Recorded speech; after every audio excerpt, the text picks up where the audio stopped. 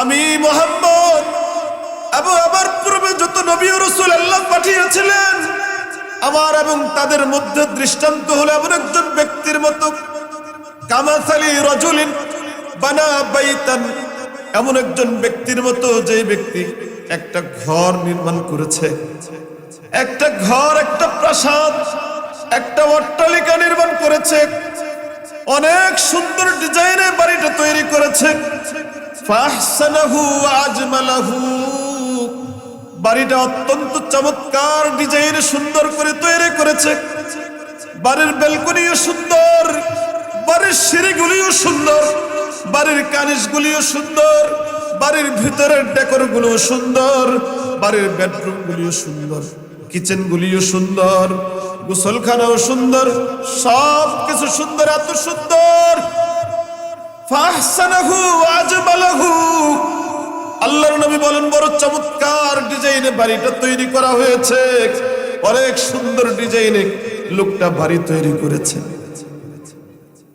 কি পরিমাণ সুন্দর হলে, কি পরিমাণ সুন্দর হলে একটা বাড়ি, কি পরিমাণ সুন্দর হলে ঢাকা থেকে কুমিল্লায় বাড়িটা দেখার জন্য আসবে। গুলশান বাড়ি দ্বারা রেখে কুমিল্লায় একটা বাড়ি হয়েছে, যেই বাড়িটা শুধু ঢাকা নয়, সেই মক্কা থেকে, মুআজ্জামা থেকে, মদিনাতুল মুনাওয়ারা থেকে, সুদূর আমেরিকা থেকে, জাপান থেকে, ইংল্যান্ড থেকে, গোটা দুনিয়া থেকে কুমিল্লা একটা বাড়ি দেখার জন্য আসে।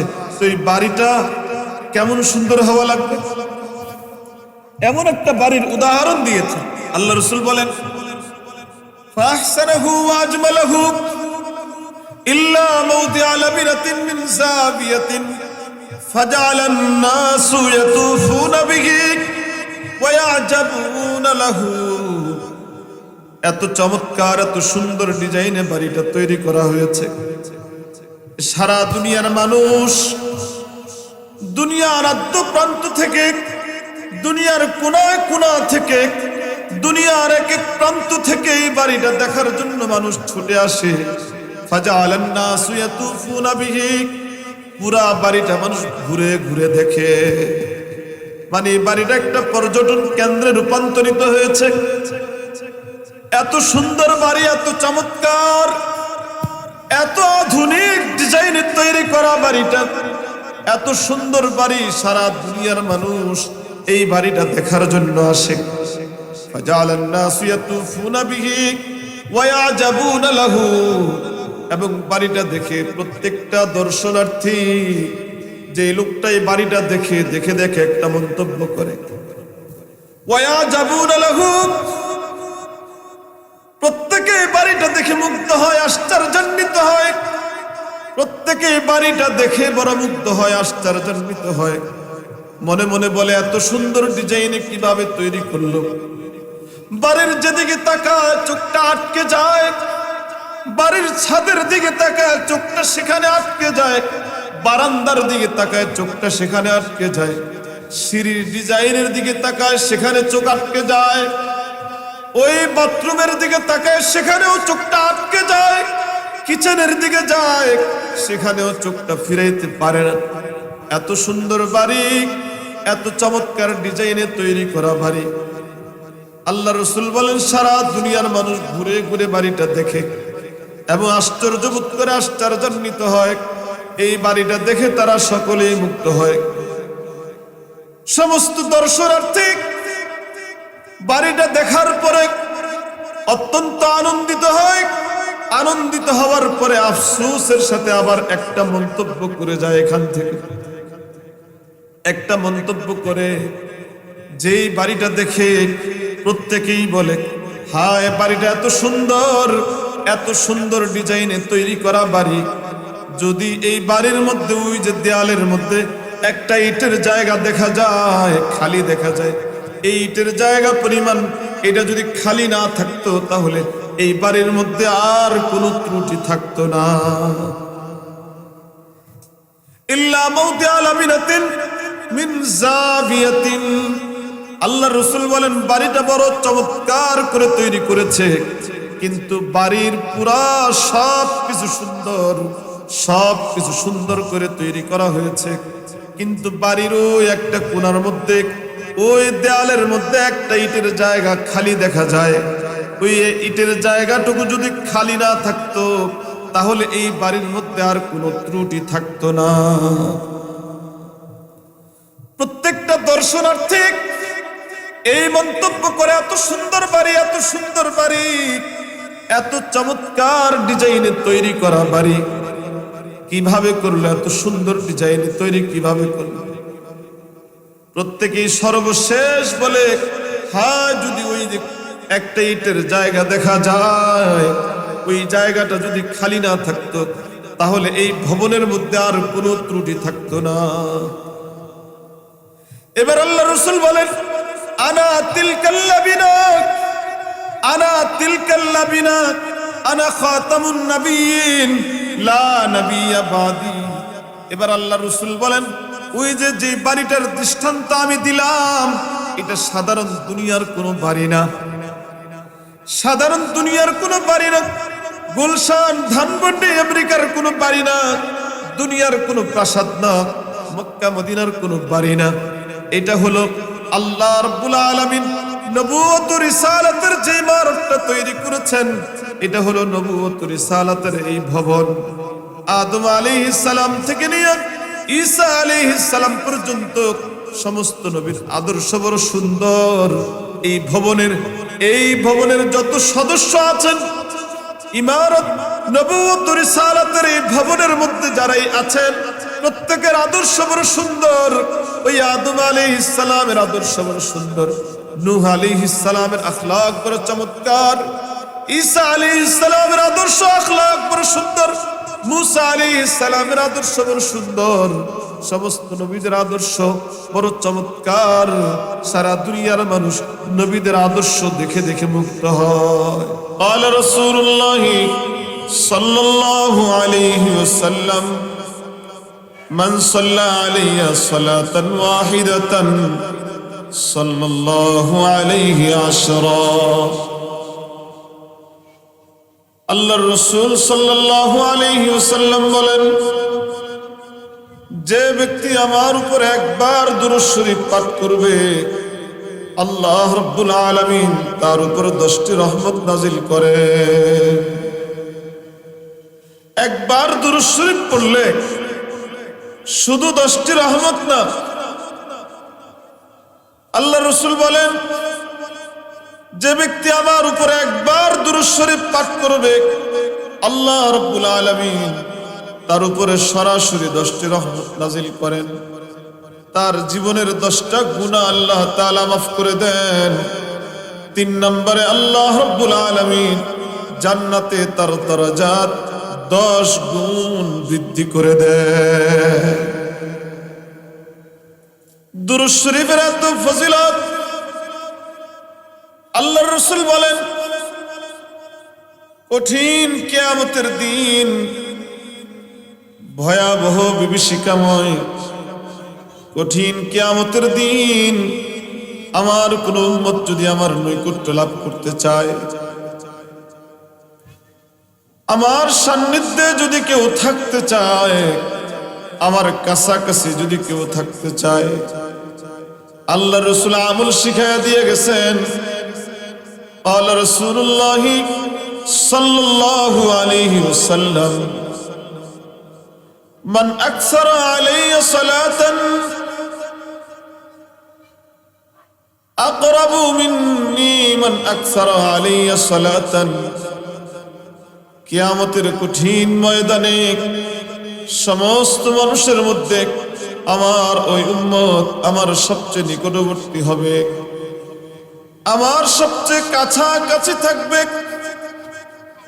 কোন হাদিসের মধ্যে আছে, আউলান নাসি বি ইয়াউমাল কিয়ামাহ, ইন্না আউলান নাসি বি ইয়াউমাল কিয়ামাহ মান আকসারুহুম আলাইয়া সালাতান। আল্লাহর রাসূল ফরমান, যে ব্যক্তি দুনিয়াতে আমার উপরে সবচেয়ে বেশি দুরূদ শরীফ পাঠ করেছে, কঠিন কিয়ামতের দিন ওই বান্দা আমার সেই উম্মত আমার সবচেয়ে নিকটে থাকবে।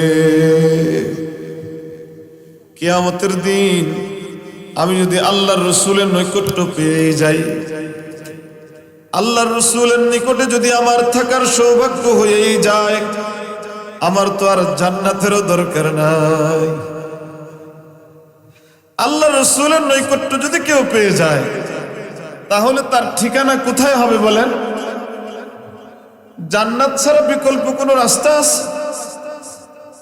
আল্লাহর রসুলের নিকটে থাকা হাজার হাজার কোটি কোটি বিলিয়ন বিলিয়ন মানুষের মধ্যে কঠিন কিয়ামতের দিন আল্লাহর রসুলের কাছে থাকতে পারা, আল্লাহ রসুল বলে দিচ্ছেন, ইন্না আউলান নাসি বি ইয়াউমাল কিয়ামাহ, কঠিন কিয়ামতের দিন আমার সবচেয়ে নিকটে থাকবে। আল্লাহ রসুলের একেবারে কাছে যদি আমরা থাকতে চাই, কাজ একটাই, আল্লাহ রসুল বলেছেন, সে যেন আমার উপরে বেশি বেশি দুরূদ শরীফ পাঠ করে। আল্লাহ রসুল বলেন, দুরূদ শরীফের কত ফজিলত, কত গুণ। দুরূদ শরীফের বদৌলতে আল্লাহ পাক গুনাহ মাফ করেন।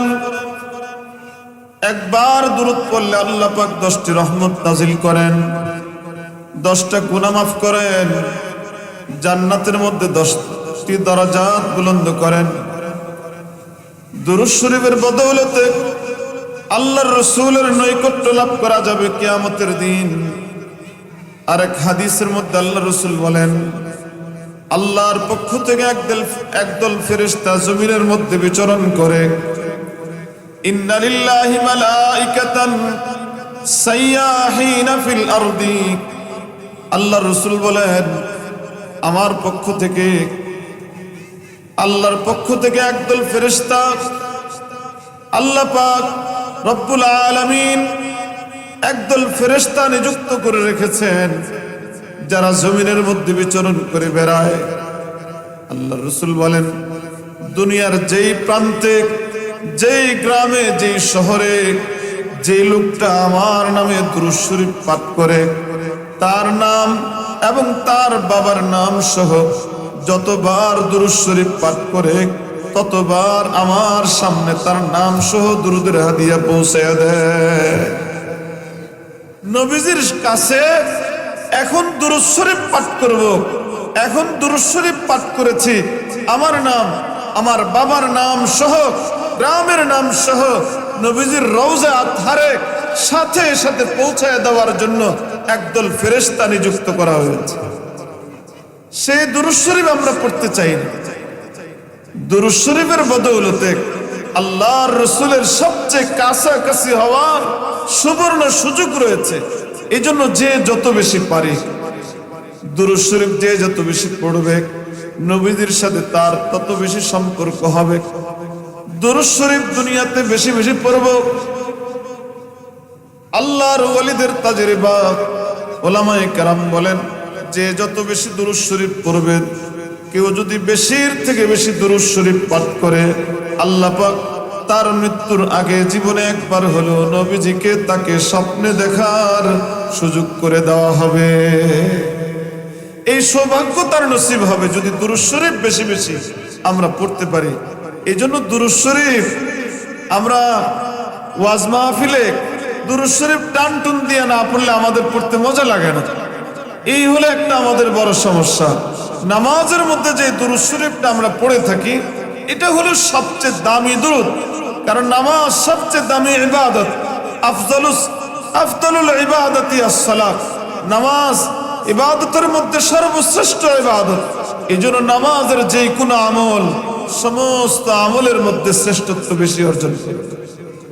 এই জন্য নামাজের দুরূদ এটা যদি আমরা পড়তে পারি, এটা পড়ার চেষ্টা করা, অন্তত পক্ষে ছোট্ট দুরূদ শরীফ একবার যদি পড়ে নেই, সাল্লাল্লাহু আলাইহি ওয়াসাল্লাম, সাল্লাল্লাহু আলান নবীল উম্মি, সাল্লাল্লাহু আলাইহি ওয়াসাল্লাম, এতটুকু যদি পড়ি, আল্লাহ পাক আমাকে পরিপূর্ণ দুরূদের সওয়াব দিয়ে দিবে। এই জন্য দুরূদ শরীফ পড়ার ক্ষেত্রে আমরা কার্পণ্য করব না, কৃপণতা করব না। আর বিশেষ করে যদি নবীজির নাম উচ্চারণ করা হয়, নবীজির নাম যদি উচ্চারণ করা হয় সাথে সাথে একবার পড়ে নিব সাল্লাল্লাহু আলাইহি ওয়াসাল্লাম, সাল্লাল্লাহু আলাইহি ওয়াসাল্লাম। আল্লাহ আমাদেরকে বুঝার তৌফিক দান করেন। কোরআনে কারীমের একখানা আয়াত তেলাওয়াত করেছি, কোরআনে কারীমের সূরা আহজাবের 40 নম্বর আয়াত। এই আয়াতের মধ্যে আল্লাহ রাব্বুল আলামিন বলেন, আউযু বিল্লাহি মিনাশ শাইতানির রাজীম, বিসমিল্লাহির রহমানির রহিম। মা কানা মুহাম্মাদুন আবা আহাদিম মির রিজালিকুম ওয়ালাকিন রাসূলুল্লাহি ওয়া খাতামান নাবিয়্যিন ওয়া কানা আল্লাহু বিকুল্লি শাইইন আলীমা। আল্লাহ রাব্বুল আলামিন বলেন, মুহাম্মদ সাল্লাল্লাহু আলাইহি ওয়াসাল্লাম তোমাদের কোন বালেগ পুরুষের পিতা নন। মুহাম্মদ সাল্লাল্লাহু আলাইহি ওয়াসাল্লাম তোমাদের কোন বালেগ পুরুষের পিতা নন। তাহলে তিনি কি? অর্থাৎ মুহাম্মদ সাল্লাল্লাহু আলাইহি ওয়াসাল্লামের কোন ছেলে সন্তান প্রাপ্তবয়স্ক হওয়া পর্যন্ত সুযোগ পান নাই।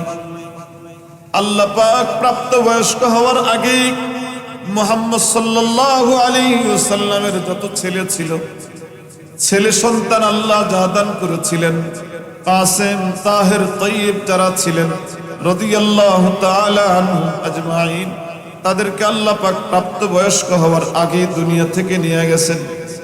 এই জন্য আল্লাহ বলেন, মুহাম্মদ তোমাদের কোন পুরুষের পিতা নন। তাহলে তিনি কি? ওয়ালাকির রাসূলুল্লাহি ওয়া খাতামান নাবিয়্যিন, বরং তিনি হলেন আল্লাহর রাসূল। 2 নম্বর পরিচয় হলো তিনি সর্বশেষ নবী। মুহাম্মদের পরিচয় এখানে 2টা দেওয়া হয়েছে। 1 নম্বর তার পরিচয় হলো তিনি রাসূল, 2 নম্বর পরিচয় হলো তিনি সর্বশেষ নবী ও রাসূল। তিনি সর্বশেষ রাসূল। এই ঘোষণা কার? আমার সাথে আওয়াজ মিলায় বলেন, এই ঘোষণা কার? আল্লাহ। আমাদের নবী যে সর্বশেষ নবী, এই কথা কে বলেছেন? সবাই বলেন, আওয়াজ করে বলেন। আওয়াজ হয় নাই, সবাই বলেন আল্লাহ। সূরা আহজাবের আয়াত মনে রাখবেন, 40 নম্বর আয়াত। স্পষ্ট করে আমাদের মাথায় যেন এটা থাকে। সূরা আহজাব আয়াত নম্বর কত? 40। আল্লাহ বলেন, মুহাম্মদ হলেন সর্বশেষ নবী, খাতামান নাবিয়্যিন। মুহাম্মদের পরে আর কোন নবী ও রাসূল আসার কোনো সুযোগ নাই। এই ঘোষণা আল্লাহ স্বয়ং দিয়েছে। কে দিয়েছেন? আল্লাহ। আল্লাহ। আমাদের একটা কথা মাথায় রাখতে হবে, আমরা যত আমল করি,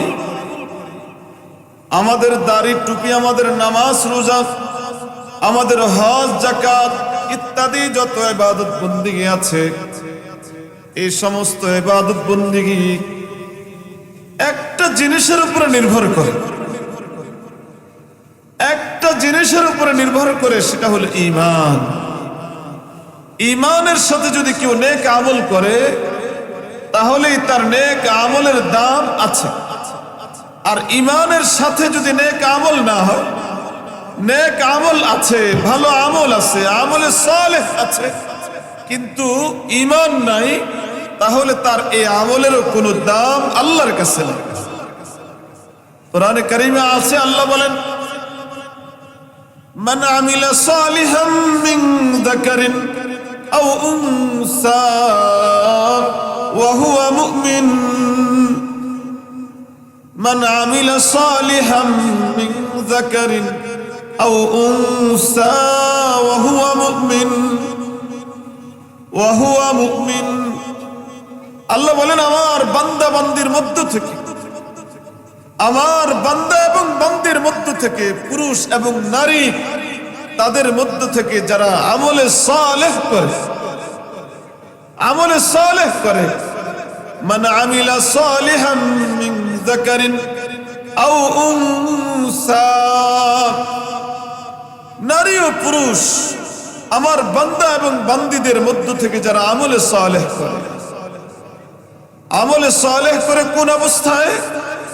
ওয়াহুয়া মুমিন, এমন অবস্থায় যে সে ঈমানদার, তার ঈমান আছে। ঈমান থাকা অবস্থায় ঈমানের সাথে যদি আমলে সালেহ করে, তাহলে এই আমলের দাম আল্লাহর কাছে এক একটা আমলের বদলা কমপক্ষে 10 নেকি, এর সর্বোচ্চ নাকি আমার আমলের সাথে ইখলাসের পরিমাণ যত বেশি হবে, আমার আমলের ওজন তত বেশি হবে, আমার আমলকে তত বেশি গুণান্বিত করা হবে। কমপক্ষে 10টা নেকি দেওয়া। তো আমলে সালেহের সাথে শর্ত হলো ঈমান থাকতে হবে। ঈমান, এই জন্য নামাজের সাথে ঈমান থাকতে হবে। হজ করে, হজ্জে বাইতুল্লাহ করে, ঈমানের সাথে করলে আল হজ্জুল মাবরুর লাইসা লাহু জাযাউন ইল্লাল জান্নাহ। কেউ যদি ঈমানের সাথে জীবনে একবারও যদি হজ করতে পারে, আর হজটা যদি আল্লাহ কবুল করে নেন, এক হজের বদলা জান্নাত ছাড়া আর কিছুই না। এক হজের বদলা জান্নাত ছাড়া আর কিছু না। আল হজ্জুল মাবরুর লাইসা লাহু জাযাউন ইল্লাল জান্নাহ। নামাজ ঈমানের সাথে যদি হয়, নামাজ যদি ঈমানের সাথে হয়, এই নামাজ আমার জন্য জান্নাতের চাবি হয়ে যায়। রোজা যদি ঈমানের সাথে হয়, এই রোজা আমার জন্য as-sawmu junnatun, এই রোজা আমার জন্য জাহান্নাম থেকে ঢাল হয়ে যাবে। যাকাত, এটাও যদি আমার ঈমানের সাথে হয়, এই যাকাত আমাকে জান্নাতের রাস্তা পর্যন্ত নিয়ে যাবে, জীবনের গুনাহ মাফ করায় দিবে। কিন্তু ঈমানের সাথে যদি না হয়, আমার হজ, আমার নামাজ, আমার রোজা, আমার কুরবানি, ইন্না সালাতি ওয়া নুসুকি ওয়া মাহইয়ায়া ওয়া মামাতি, এগুলো যদি ঈমানের সাথে না হয়, তাহলে এগুলোর বিন্দু পরিমাণ দাম আল্লাহর কাছে নেই, আল্লাহর কাছে নেই। এই জন্য ঈমান বড় জিনিস। ঈমান সবার আগে। ঈমান যদি ঠিক থাকে, এরপরে যদি আমার আমলের ঘাটতি থাকে, আল্লাহ পাক সে আমলের ঘাটতি কোনো না কোনো উসিলায় মাফ করে দিতেও পারেন। কিন্তু আমলের পাল্লা ভারী, ঈমান যদি না থাকে, 1000 কোটি আমল দিয়ে এই ঈমানের ঘাটতি পূরণ করা যাবে। ঈমানের এই ঘাটতি পূরণ করার কোনো রাস্তা নাই। বেঈমান, তার ঠিকানা জাহান্নাম, তার চিরস্থায়ী ঠিকানা জাহান্নাম। আমল আছে, ঈমানও আছে, ঈমান ঠিক আছে, আমলের কিছু ঘাটতি আছে, নামাজের মধ্যে কুতাহি আছে, হজের মধ্যে কুতাহি আছে, যাকাতের ক্ষেত্রে অলসতা আছে, রোজার মাসে অলসতা আছে। কিন্তু তার ঈমান যদি থাকে, আল্লাহ পাক রব্বুল আলামিন কোনো না কোনো উসিলায়, কোনো না কোনো একদিন জাহান্নামে জ্বলবো ঠিক, কোনো না কোনো একদিন এই জাহান্নাম থেকে বের করে আল্লাহ আমাকে জান্নাতে দিবেন ইনশাআল্লাহ। কিন্তু আমার যদি ঈমান না থাকে, নামাজ আছে ঈমান নাই, রোজা আছে ঈমান নাই, হজ আছে ঈমান নাই, যাকাত আছে ঈমান নাই, তাহলে এই এই নামাজ, এই রোজা, এই হজ আমাকে জান্নাত পর্যন্ত পৌঁছাতে পারবে না। এটা আমাদের মাথায় রাখতে হবে। ঈমান সবার আগে। ঈমান কি জিনিস সংক্ষিপ্ত আকারে যদি বলি, লম্বা পরিচয়ের দরকার নাই, একটা পরিচয় অনেক পরিচয়ের মধ্যে, ঈমানে মুফাসসালের মধ্যে আছে একটা পরিচয় হলো ওয়া কুতুবিহি ওয়া রুসুলিহি, আল্লাহ যত কিতাব নাজিল করেছেন সমস্ত কিতাবের প্রতি আমার ঈমান থাকতে হবে। কোরআনে কারীমের প্রতি আমার কেমন ঈমান থাকতে হবে? কোরআনে কারীমের প্রতি আমার ঈমান বিসমিল্লাহর বা থেকে নিয়ে সূরা নাসের সিন পর্যন্ত গোটা কোরআন পুরা 30 পারা, প্রত্যেকটা পারা, প্রত্যেকটা সূরা, প্রত্যেকটা আয়াত, প্রত্যেকটা শব্দের প্রতি আমার সমান ঈমান থাকতে হবে। সর্বযুগে কিয়ামত পর্যন্ত এই কোরআন নাজিল হওয়ার পর থেকে নিয়ে কিয়ামতের সূর্য উদিত হওয়া পর্যন্ত, কিয়ামতের দিন পর্যন্ত হার যুগে, প্রত্যেকটা যুগে, প্রত্যেকটা সময়ে দুনিয়ার যে কোনো প্রান্তে কোরআনের বিধান, এটা আমি বুঝি আর না বুঝি, মানি আর না মানি, আল্লাহ যা নাজিল করেছেন সব সত্য। আমার বুঝে আসুক আর না আসুক, আল্লাহ যে বিধান দিয়েছেন এই বিধানগুলো সর্বযুগের জন্য, সর্ব আধুনিক, সর্বযুগের জন্য প্রযোজ্য, সব সময়ের জন্য। যুগ দুনিয়া যতই আধুনিক হোক, বিজ্ঞান যতই উৎকর্ষ স্বাধীন করুক, সর্বযুগের জন্য কোরআন হলো সর্বাধুনিক। সব সময়ের জন্য কোরআনের প্রত্যেকটা বিধান প্রযোজ্য। আমার বুঝে আসুক আর না আসুক, নামাজের বিধান আমার বুঝে আসছে, এই জন্য নামাজ পড়ি, নামাজ ছাড়ি না। নামাজের বিধান বুঝে আসছে, কম আর বেশি নামাজ পড়ি। পর্দার বিধান বুঝে আসছে, আমরা কেউ কেউ পর্দা করি, আবার কেউ পর্দা করি না। অলসতার কারণে পর্দা করি না, কিন্তু পর্দাকে অস্বীকার করার কোনো সুযোগ নাই। পর্দাকে আমরা কেউ অস্বীকার করি না। নামাজ মাঝে মধ্যে পড়ি না, কিন্তু নামাজকে তো আমরা কেউ অস্বীকার করি না। অস্বীকার যদি কেউ করে, তাহলে সাথে সাথে সে বেঈমান হয়ে যায়। যে কোরআনের সব মানিক, সব বিধানগুলো মানিক, কিন্তু আমার কাছে এই জামানায়, এই যুগে, এই সময়ে, সময়ের এই আধুনিক সময়ে এখন এই বিধানটা আমার কাছে বেশি একটা প্রযোজ্য মনে হয় না।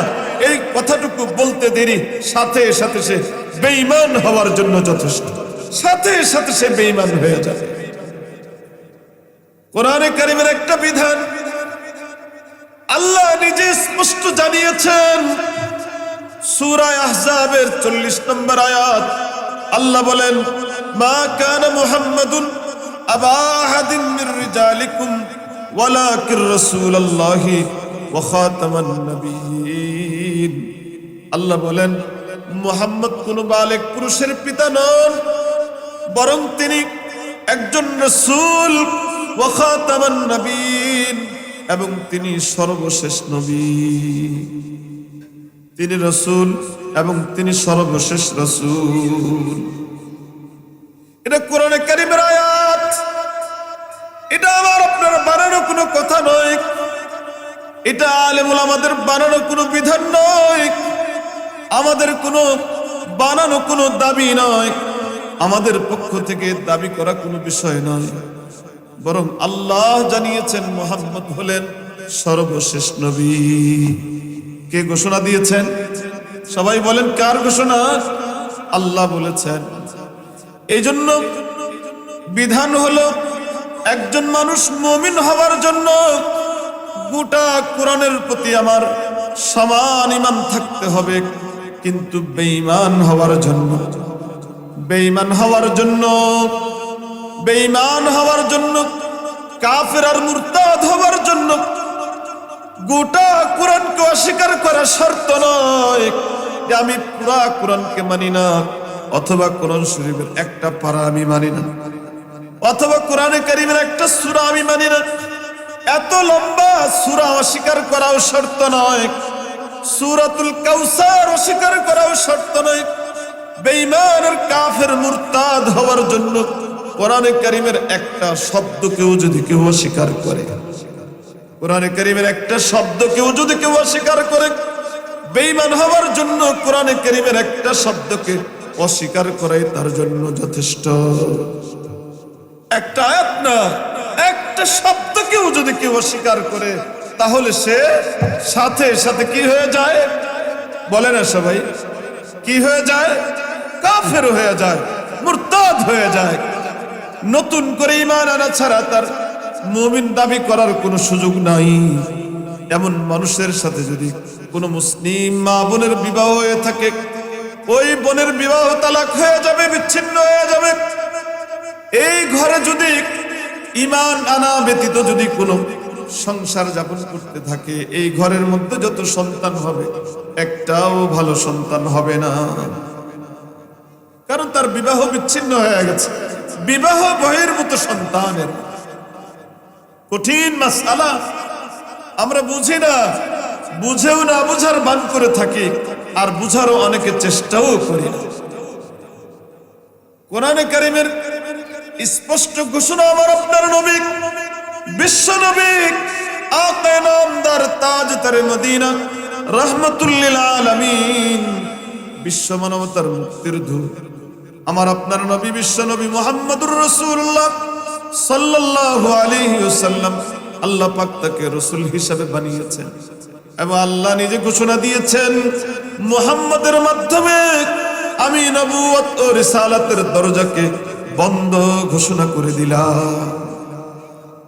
মুহাম্মদের পর আর কারো প্রতি আল্লাহ পাক ওহী নাজিল করেন নাই, কিয়ামত পর্যন্ত আর করবেন না। ওহী আসার রাস্তা বন্ধ। আল্লাহ রাসূল সাল্লাল্লাহু আলাইহি ওয়াসাল্লাম স্পষ্ট ঘোষণা দিয়েছেন, ইন্নার রিসালাতা ওয়ান নবুওয়াতা ক্বাদ ইনকাতাআত। আল্লাহর রাসূল বলেন, আল্লাহ পাক রব্বুল আলামিন নবুয়ত ও রিসালাতের দরজাকে বন্ধ ঘোষণা করেছেন। স্বয়ং আল্লাহ রাসূল স্পষ্ট জানিয়েছেন। এক হাদিসের মধ্যে বুখারী শরীফের 3535 নম্বর হাদিস, হাদিসটা মুসলিম শরীফেও আছে, তিরমিজিতেও আছে, বড় দামি হাদিস, মুত্তাফাকুন আলাইহি হাদিস। হাদিসের বর্ণনাকারী রাবী হযরত আবু হুরায়রা রাদিয়াল্লাহু তাআলা আনহু, আল্লাহর রাসূল বলেন, ইন্না মাসালি ওয়া মাসালাল আমবিয়াই মিন ক্বাবলিক কামাসালি রাজুলিন বানা বাইতান ফাহসানাহু ওয়া আজমালাহু ইল্লা মাওদিআ লাবিনাতিন মিন যাবিয়াতিন ফাজআলান নাসু ইয়াতুফুনা বিহি ওয়া ইয়া'জাবুনা লাহু ويقولون هلا وضعت هذه اللبنة قال أنا تلك اللبنة أنا خاتم النبيين لا نبي بعدي। বুখারী শরীফের হাদিস। পয়গম্বর বলেন, আল্লাহ পাক রব্বুল আলামিন আমার পূর্বে যত নবী ও রাসূল পাঠিয়েছেন, ইন্না মাসালি ওয়া মাসালাল আমবিয়াই মিন ক্বাবলি, আমি মুহাম্মদ এবং আমার পূর্বে যত নবী ও রাসূল আল্লাহ পাঠিয়েছিলেন, আমার এবং তাদের মধ্যে দৃষ্টান্ত হলো এমন একজন ব্যক্তির মতো, কামাসালি রাজুলিন বানা বাইতান, এমন একজন ব্যক্তির মতো যে ব্যক্তি একটা ঘর নির্মাণ করেছে, একটা ঘর, একটা প্রাসাদ, একটা অট্টালিকা নির্মাণ করেছে, অনেক সুন্দর ডিজাইনে বাড়িটা তৈরি করেছে, ফাহসানাহু ওয়া আজমালাহু, বাড়িটা অত্যন্ত চমৎকার ডিজাইনে সুন্দর করে তৈরি করেছে, বাড়ির ব্যালকনিও সুন্দর, বাড়ির সিঁড়িগুলিও সুন্দর, বাড়ির কানিসগুলিও সুন্দর, বাড়ির ভিতরের ডেকোরগুলিও সুন্দর, বাড়ির বেডরুমগুলিও সুন্দর, কিচেনগুলিও সুন্দর, গোসলখানাও সুন্দর, সব কিছু সুন্দর, এত সুন্দর। ফাহসানাহু ওয়া আজমালাহু, আল্লাহর নবী বলেন, বড় চমৎকার ডিজাইনে বাড়িটা তৈরি করা হয়েছে, অনেক সুন্দর ডিজাইনে লোকটা বাড়ি তৈরি করেছে। কি পরিমাণ সুন্দর হলে, কি পরিমাণ সুন্দর হলে একটা বাড়ি, কি পরিমাণ সুন্দর হলে যে ঢাকা থেকে কুমিল্লায় বাড়িটা দেখার জন্য আসবে। গুলশান বাড়ি দ্বারা রেখে কুমিল্লায় একটা বাড়ি হয়েছে, যেই বাড়িটা শুধু ঢাকা নয়, সেই মক্কা থেকে, মুআজ্জামা থেকে, মদিনাতুল মুনাওয়ারা থেকে, সুদূর আমেরিকা থেকে, জাপান থেকে, ইংল্যান্ড থেকে, গোটা দুনিয়া থেকে কুমিল্লা একটা বাড়ি দেখার জন্য আসে। তো এই বাড়িটা কেমন সুন্দর হওয়া লাগবে বলেন, সবাই বলেন না, কেমন সুন্দর হওয়া লাগবে? স্বাভাবিক সুন্দর হইলে হবে? আল্লাহ রাসূল এমন একটা বাড়ির উদাহরণ দিয়েছেন। আল্লাহ রাসূল বলেন, ফাহসানাহু ওয়া আজমালাহু ইল্লা মাওদিআ লাবিনাতিন মিন যাবিয়াতিন ফাজআলান নাসু ইয়াতুফুনা বিহি ওয়া ইয়াজাবুনা লাহু। এত চমৎকার এত সুন্দর ডিজাইনে বাড়িটা তৈরি করা হয়েছে। সারা দুনিয়ার মানুষ দুনিয়ার আদ্য প্রান্ত থেকে, দুনিয়ার কোনায় কোনা থেকে, দুনিয়ার এক এক প্রান্ত থেকে এই বাড়িটা দেখার জন্য মানুষ ছুটে আসে। ফাজআলান নাসু ইয়াতুফুনা বিহি, পুরা বাড়িটা মানুষ ঘুরে ঘুরে দেখে। মানে এই বাড়িটা একটা পর্যটন কেন্দ্রে রূপান্তরিত হয়েছে। এত সুন্দর বাড়ি, এত চমৎকার, এত আধুনিক ডিজাইনে তৈরি করা বাড়িটা, এত সুন্দর বাড়ি, সারা দুনিয়ার মানুষ এই বাড়িটা দেখার জন্য আসে। ফাজআলান নাসু ইয়াতুফুনা বিহি ওয়া ইয়াজাবুনা লাহু, এবং বাড়িটা দেখে প্রত্যেকটা দর্শনার্থী যে লোকটা এই বাড়িটা দেখে দেখে দেখে একটা মন্তব্য করে।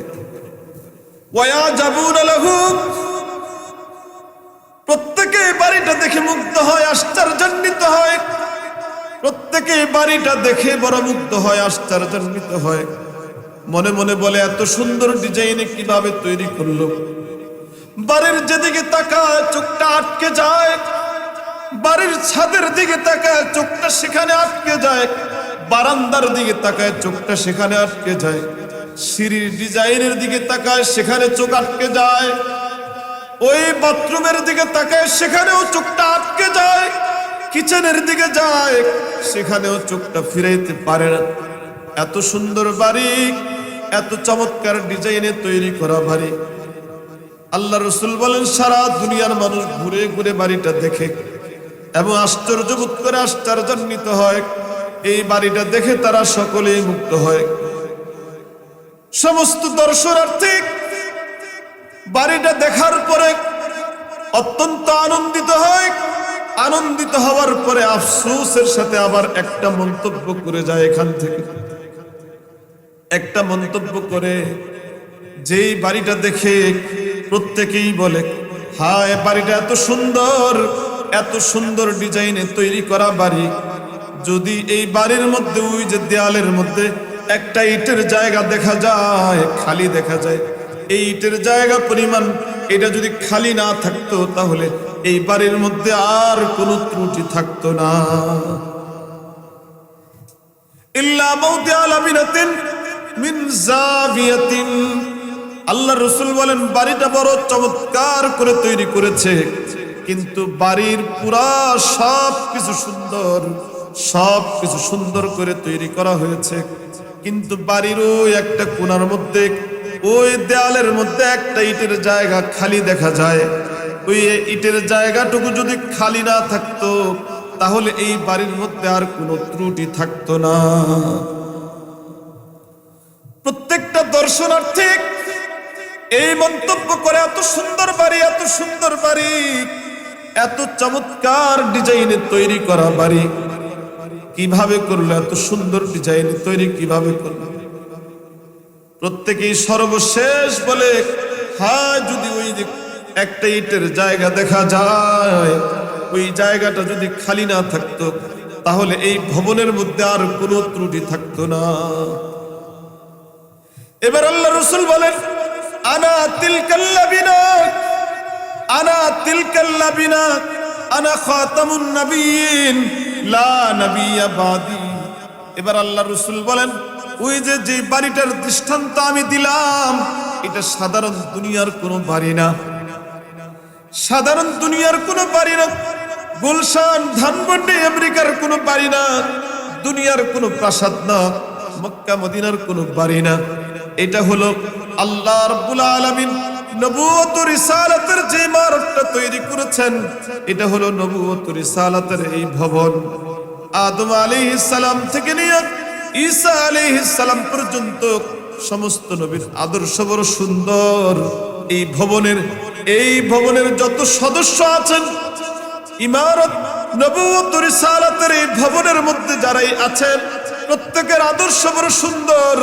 ওই আদম আলাইহিস সালামের আদর্শ বড় সুন্দর, নূহ আলাইহিস সালামের আখলাক বড় চমৎকার, ঈসা আলাইহিস সালামের আদর্শ আখলাক বড় সুন্দর, মুসা আলাইহিস সালামের আদর্শ বড় সুন্দর, সমস্ত নবীদের আদর্শ বড় চমৎকার। সারা দুনিয়ার মানুষ নবীদের আদর্শ দেখে দেখে মুগ্ধ হয়।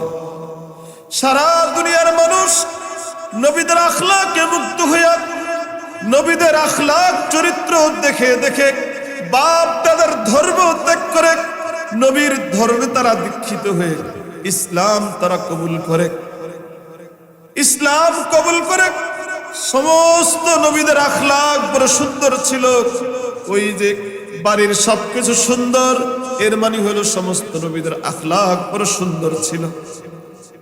আল্লাহ রাসূল বলেন, নবুয়ত ও রিসালাতের এই ভবনের মধ্যে ওই যে একটা খালি জায়গা দেখা যায়, ওই যে দেয়ালের মধ্যে একটা খালি জায়গা দেখা যায়, শুধুমাত্র একটা ইট সমপরিমাণ জায়গা খালি আছে। ওই ইটটা যদি ভরে দেওয়া হয় তাহলে তো এই ভবনের মধ্যে আর কোনো ইট লাগানোর সুযোগ নাই, আর একটা ইট লাগানোর কোনো সুযোগ নাই। যদি ইট লাগাইতে হয় তাহলে আবার আরেকটা ইট খুলে লাগাইতে হবে। ওই যে যতটুকু খালি আছে, আল্লাহ রাসূল বলেন, আনা তিলকাল লাবিনা, আমি মুহাম্মদের মাধ্যমে আল্লাহ পাক সেই নবুয়ত ও রিসালাতের এই ভবনটাকে পরিপূর্ণতা দান করেছে।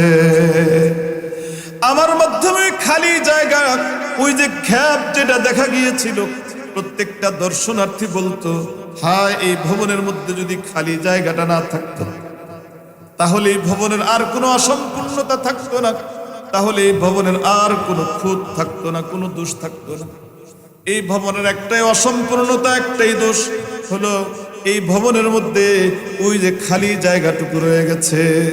আল্লাহ রাসূল বলেন, আমি মুহাম্মদের মাধ্যমে আল্লাহ পাক ওই খালি জায়গাটুকু পূরণ করে দিয়েছেন। এরপর আল্লাহ রাসূল বলেন, আনা খাতামুন নবিয়্যিন লা নাবিয়্যা বাদি। বুখারী শরীফের 3535 নম্বর হাদিস আপনাদেরকে শুনাইলাম। এই হাদিস কি প্রমাণ করে? আল্লাহ রাসূল বলতে চান, আমার মাধ্যমে নবুয়ত ও রিসালাতের এই ইমারতটাকে সম্পূর্ণ করা হয়েছে।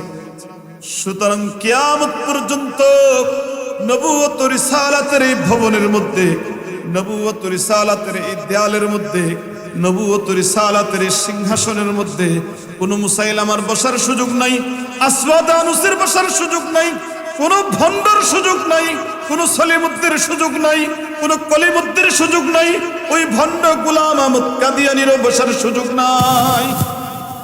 কোনো ভণ্ডের এই চেয়ারে বসার কোনো সুযোগ নাই। নবুয়ত ও রিসালাতের ভবনকে আল্লাহ পরিপূর্ণ করে দিয়েছেন আমার আপনার নবী বিশ্ব নবী মুহাম্মদুর রাসূলুল্লাহ সাল্লাল্লাহু আলাইহি ওয়াসাল্লামের মাধ্যমে। এই হাদিস বলে আমাদেরকে বুঝালেন যে আমার পরে, আমার মাধ্যমে নবুয়ত ও রিসালাতের দরজা আল্লাহ বন্ধ করে দিয়েছেন। কিয়ামত পর্যন্ত এই ভবনে, এই সিংহাসনে, এই দেয়ালে, নবুয়ত ও রিসালাতের এই রাজ সিংহাসনে কোন কুলঙ্গারের, কোন বদমাইশের, কোন সলিমুদ্দি, কোন কলিমুদ্দির বসার বিলকুল কোন সুযোগ নেই। মুহতারাম হাজিরিন, আরেক হাদিসের মধ্যে আল্লাহ রাসূল আরো স্পষ্ট জানিয়েছেন। তিরমিজি শরীফের 2219 নম্বর হাদিস। হাদিসের বর্ণনাকারী রাবী হযরত সাওবান রাদিয়াল্লাহু তাআলা আনহু। আল্লাহর রাসূল বলেন, লা তাকুমুস সাআতু, লা তাকুমুস সাআতু হাত্তা তালহাকা কাবাইলু মিন উম্মতি বিল মুশরিকিন ওয়া হাত্তা ইয়াবুদুল আওসান ওয়া ইন্নাহু সায়াকুনু ফি উম্মতি 30 কাযাবুন কুল্লুহুম ইয়াজআমু আন্নাহু নাবিয়্যুন আনা খাতামুন নবিয়্যিনা লা নাবিয়্যা বা'দি। তিরমিজি শরীফের হাদিস। ইমাম তিরমিজি বলেন, হাযা হাদিসুন হাসানুন সহিহুন। হাদিসের মধ্যে সর্বোচ্চ মানের হাদিস। আল্লাহ রাসূল বলেন, কিয়ামতের আগে তিনটা জিনিস ঘটবে। কিয়ামতের আগে তিন জিনিস ঘটবে, আল্লাহ রাসূল ভবিষ্যৎবাণী করেছেন। কিয়ামতের আগে অনেক অনেক ভবিষ্যৎবাণী করেছেন, এর মধ্যে তিনটা অন্যতম। আল্লাহ রাসূল বলেন তিনটার মধ্যে একটা হলো আমার আলোচ্য বিষয়, দুইটা প্রাসঙ্গিক হাদিসে যেহেতু এসে গেছে এই জন্য বলতে হচ্ছে, এবং হাদিসটা সময়ের আজকের প্রয়োজনে, আজকের প্রেক্ষাপটে সবচেয়ে গুরুত্বপূর্ণ হাদিস। খুব মনোযোগের সাথে শুনে। আল্লাহ রাসূল বলেন লা তাকুমুস সাআতু হাত্তা তালহাকা কাবাইলু মিন উম্মতি, লা তাকুমুস সাআতু হাত্তা তালহাকা কাবাইলু মিন উম্মতি বিল মুশরিকিন। বড় আফসোসের হাদিস, পরিতাপের হাদিস।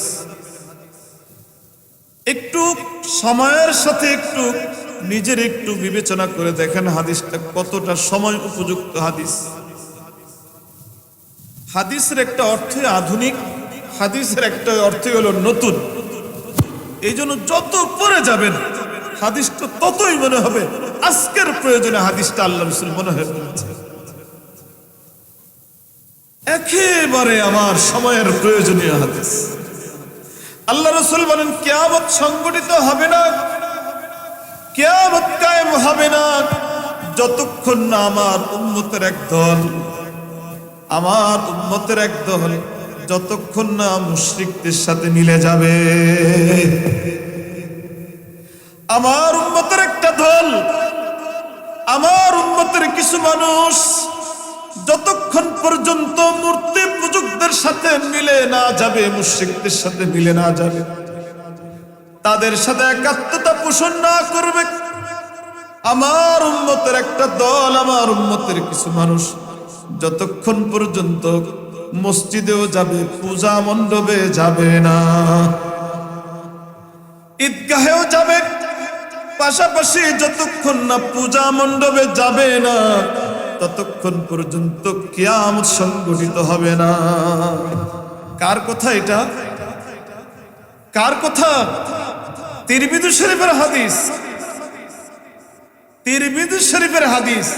হাদিস নাম্বারও বলে গেলাম 2219 নম্বর হাদিস। আল্লাহ রাসূল বলেন কিয়ামত সংঘটিত হবে না যতক্ষণ না আমার উম্মতের এক দল, আমার উম্মতের একটা দল মুশরিকদের সাথে মিলে না যাবে, মুশরিকদের সাথে তাল না মিলাবে, যতক্ষণ পর্যন্ত মুশরিকদের ইবাদত, মুশরিকদের উপাসনা, মুশরিকদের পূজা, মুশরিকদের উপাসনাকে যতক্ষণ পর্যন্ত শুভেচ্ছা না জানাবে। মিলবেন কিভাবে? কিভাবে মিলবে? আপনি হিন্দু হয়ে যাবেন এইভাবে মিলবেন? না না, এইভাবে তো মিলবেন না। মিলার সুরত কি? আপনি ঈদগাহেও যাবেন, মসজিদেও যাবেন, ইবাদত বন্দেগীও করবেন, রমজানের রোজাও রাখবেন, কুরবানিও করবেন, ঠিক পাশাপাশি সমস্ত পূজা মণ্ডপেও আপনার যেতে হবে, শুভেচ্ছাও জানাতে হবে, প্রণামও করতে হবে, নাচানাচিও করতে হবে।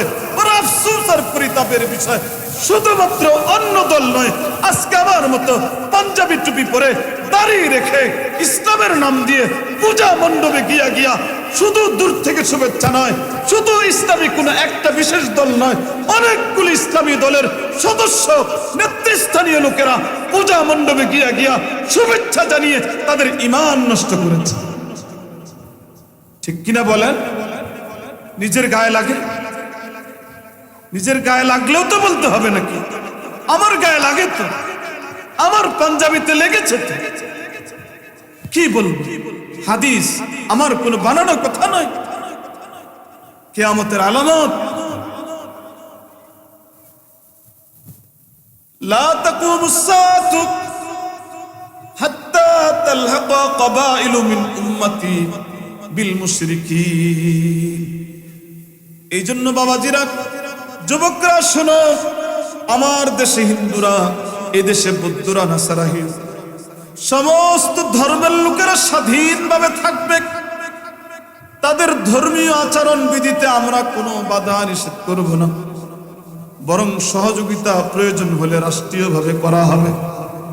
রাষ্ট্রের দায়িত্ব তাদেরকে সর্বোচ্চ নিরাপত্তা দেওয়া, কিন্তু তাদের ধর্মীয় উৎসবকে নিজের উৎসব মনে করা, তাদের ধর্মীয় উৎসবকে কল্যাণজনক মনে করা, দুর্গা পূজাকে কল্যাণের বার্তাবাহক মনে করা, এমন কথা কোন মুমিন যদি বলে থাকে সাথে সাথে তার ঈমানটা চলে গেছে।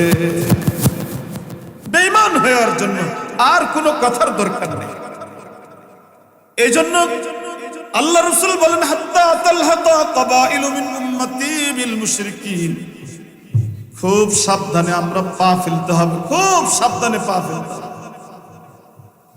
খুব সাবধানে। কেন কোন হিন্দু ভাইরা কি আমাদের কুরবানির দিন তারা গরুর গোশত কাটে, গরু কাটে? তারা কুরবানি করে? কেন আত্মমর্যাদাহীন হয়ে গেলেন? কেন নিজেদের মধ্যে আত্মমর্যাদা নাই? তারা কি আমাদের ঈদের নামাজে ঈদের নামাজ পড়ে? তারা কি রমজান মাসের রোজা রাখে?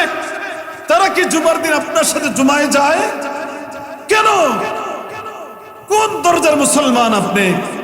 কিসের দাবিতে মুসলমান আপনি? আপনি ঈদগাহেও যান, আবার পূজাতেও যান। মুসলমানের সন্তান যদি পূজায় না যেত, এই দেশে এত পূজা মণ্ডপের প্রয়োজন ছিল?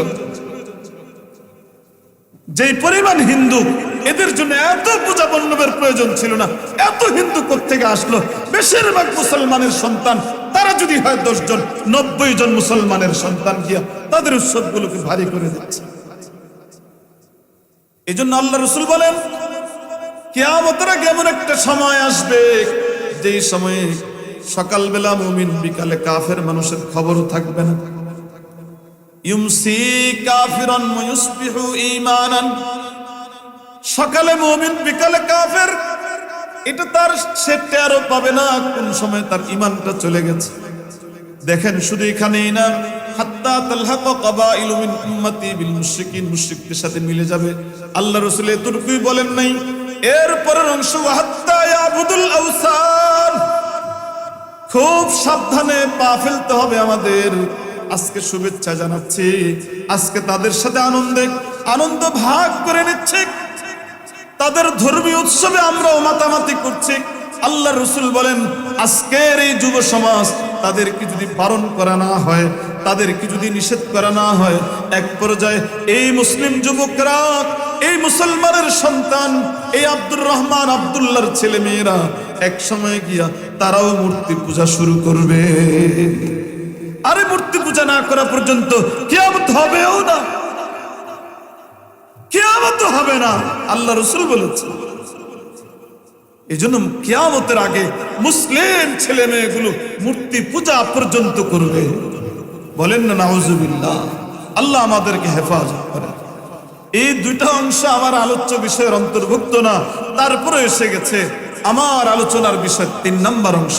আল্লাহ রাসূল বলেন, ওয়া ইন্নাহু সায়াকুনু ফি উম্মতি 30 কাযাবুন কুল্লুহুম ইয়াজামু আন্নাহু নাবিয়্যুন আনা খাতামুন নবিয়্যিন লা নাবিয়্যা বাদি। তিরমিজি শরীফের হাদিস 3 নম্বর অংশে আল্লাহ রাসূল বলেন, ওয়া ইন্নাহু সায়াকুনু ফি উম্মতি, আমার উম্মতের মধ্যে অচিরেই 30 জন ভণ্ড নবীর আবির্ভাব হবে। কয়জন? 30 জন ভণ্ড নবীর আবির্ভাব হবে। এই 30 জনের মধ্যে অন্যতম এক খবিসের নাম হলো গোলাম আহমদ কাদিয়ানী। এই 30 জনের অন্যতম এক খবিসের নাম কি বলেন? সবাই বলেন, সবাই বলেন, সবাই বলেন, সবাই আওয়াজ করে বলেন, গোলাম আহমদ কাদিয়ানী। এই 30 জনের অন্যতম এক খবিসের নাম, এক দাজ্জালের নাম, এক কাজ্জাবের নাম, যাকে আল্লাহ রাসূল বলেছেন কাজ্জাব। সাধারণ মিথ্যুক হলে তাকে কাজ্জাব বলা হয় না, প্রচন্ড রকমের মিথ্যুক হলে তাকে কাজ্জাব বলা হয়। সাধারণ কোনো কাজ্জাবকে, সাধারণ কোনো অপরাধীকে দাজ্জাল বলা হয় না। বেঈমানের চূড়ান্ত সীমা লঙ্ঘন করলে, ঈমানের চূড়ান্ত সীমা লঙ্ঘন করলে তাকে দাজ্জাল আল্লাহ রাসূল বলেছেন। যারা নবুয়তের দাবি করবে, 30 জন কিয়ামতের আগে 30 জন ভণ্ড নবীর আবির্ভাব হবে। 30 জন হয়ে গেছে। তো বোঝা গেল কিয়ামতের সময় আর বেশি বাকি না, আর বেশি বাকি নাই।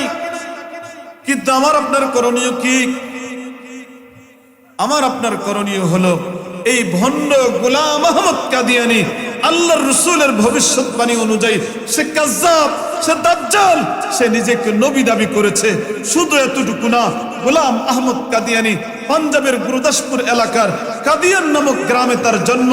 তার নাম হলো গোলাম আহমদ। সে সর্বশেষ অনেক দাবি জীবনে করেছে। জীবনের সর্বশেষ দাবি তার, সে নবী, তার উপরে ওহী নাজিল হয়।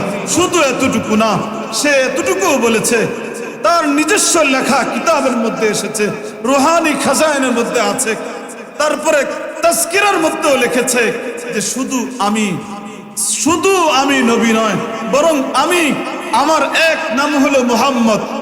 তাদের গোলাম আহমদের একটা নাম বলে মুহাম্মদ। সে বলে পাঞ্জাবের মোহাম্মদ মক্কার মোহাম্মদের চেয়ে দাম বেশি। মোহাম্মদের চেয়ে আমার আপনার নবী বিশ্ব নবী মুহাম্মদুর রাসূলুল্লাহ, যার উপরে ঈমান না আনলে কোনো মানুষ ঈমানদার হতে পারে না, ওই মুহাম্মদুর রাসূলুল্লাহর চেয়ে এই পাঞ্জাবের গুরুদাসপুরের এই বদমাশ, এই কুলাঙ্গার, এই দাজ্জাল, এই কাজ্জাব সে দাবি করেছে মক্কার মুহাম্মদের চেয়ে নাকি তার দাম বেশি। বলেন না নাউজুবিল্লাহ।